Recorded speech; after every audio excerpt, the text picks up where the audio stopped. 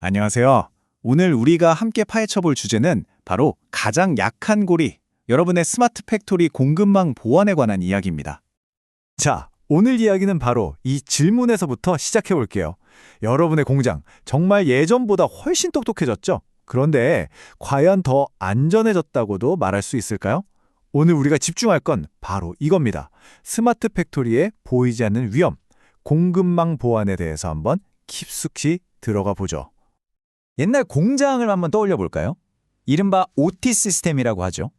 이건 외부랑 완전히 단절돼서 물리적으로는 정말 안전한 그런 철옹성 같았어요. 근데 지금은 완전히 얘기가 다르죠.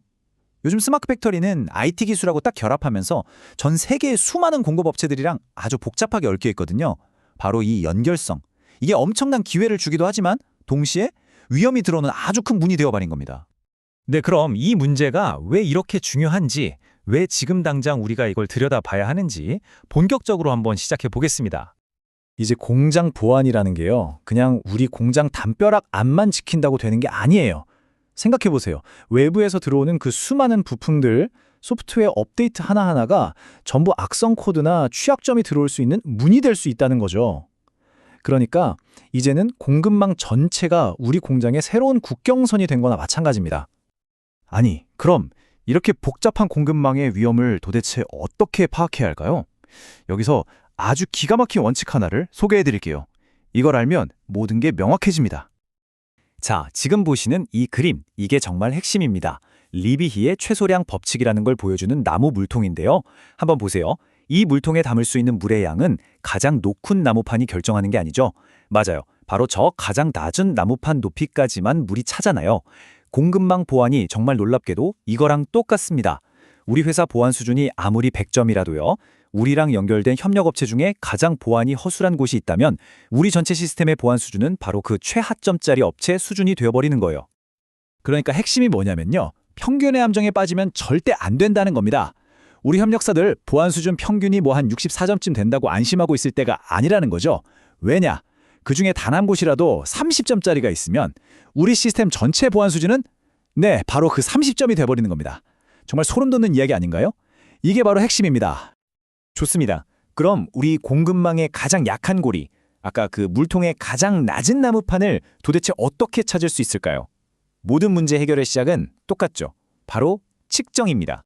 이때 우리가 써야 할 도구가 바로 보안 성숙도 수준이라는 개념이에요. 이게 뭐냐면 그냥 보안 프로그램 깔았어요? 이런 단순한 질문이 아니에요. 그게 아니라 제품을 개발하는 맨 처음 단계부터 보안이라는 DNA가 얼마나 깊고 체계적으로 심어져 있는지를 재는 아주 객관적인 자라고 생각하시면 됩니다. 자, 이거 한번 보세요. 이게 그냥 이론이 아니라는 증거입니다. 실제 어떤 공급망의 보안성 숙도를 측정해본 데이터인데요. 와, 차이가 엄청나죠? A 회사는 10점, 거의 낙제점 수준으로 취약한데 이 회사는 81점으로 아주 튼튼해요.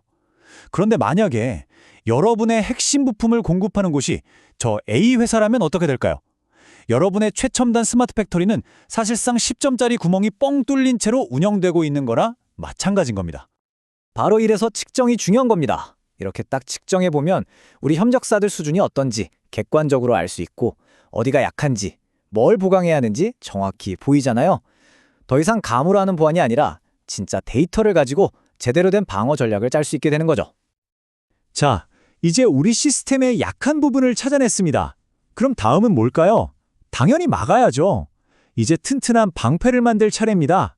바로 통합 방어 체계를 구축하는 거죠. 여기서 제일 중요한 키워드는 지속성이에요. 한번 검사하고 끝, 이게 아니라는 거죠.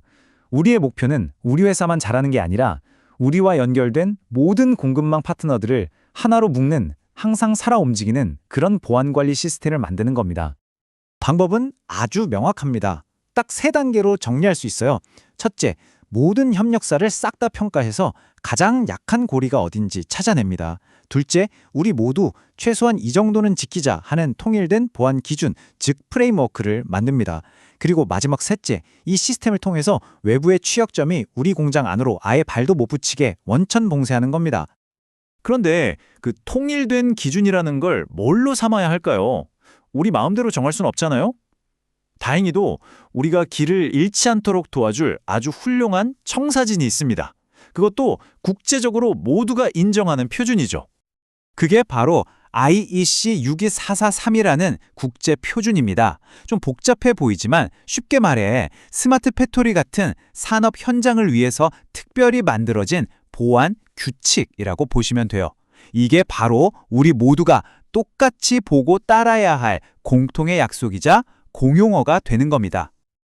그 중에서도 우리가 특히 눈여겨봐야 할 게 바로 IEC 62434-1입니다. 이 조항의 핵심 메시지는 딱 하나예요. 나중에 문제 생기면 땜질하지 말고 아예 만들 때부터 안전하게 만들어라 이거거든요. 집을 다 짓고 나서 여기 기둥이 약하네 하고 보강하는 게 아니라 설계도 그릴 때부터 튼튼한 기둥은 넣는 거죠.